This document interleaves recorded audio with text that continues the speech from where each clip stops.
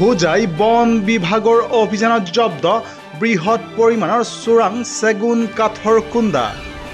যোৱা নিশা হোজাই বন বিভাগে হোজাই ভীমৰ আলিত অভিযান চলাই জব্দ কৰে উক্ত চোৰাং চেগুন কাঠৰ কুন্দাসমূহ।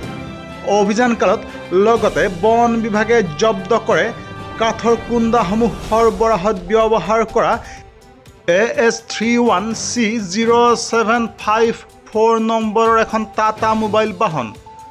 উল্লেখযোগ্য যে চোৰাং চেগুন কাঠৰ কুন্দাসমূহ বন বিভাগে জব্দ কৰে যদিও অভিযানকালত পলাই হাৰিবলৈ সক্ষম হয় চোৰাং চেগুন কাঠৰ কুন্দাৰ সৰবৰাহকাৰীসকল। আৰু ইতিমধ্যে বন বিভাগে চোৰাং চেগুনৰ কুন্দাসমূহ জব্দ কৰি লৈ আহিছে হোজাই বন বিভাগৰ কাৰ্যালয়লৈ। এক বিশেষ খবৰ, যোৱা নিশা হোজাইৰ বন বিভাগে অভিযান চলাই হোজাইৰ ভীমৰ আলিত জব্দ কৰিছে চোৰাং চেগুন কাঠৰ কুন্দাসহ এখন সৰবৰাহত ব্যৱহৃত টাটা মোবাইল বাহন। আৰু টাটা মোবাইল বাহনখনৰ পঞ্জীয়ন নম্বৰ AS31C0754। কিন্তু লক্ষণীয়ভাৱে চোৰাং চেগুন কাঠৰ কুন্দাসমূহ বন বিভাগে জব্দ কৰিবলৈ সক্ষম হয় যদিও পলাই হাৰিবলৈ সক্ষম হৈছে চোৰাং কাঠৰ কুন্দাসমূহ সৰবৰাহ কৰা সৰবৰাহকাৰী কেইজন।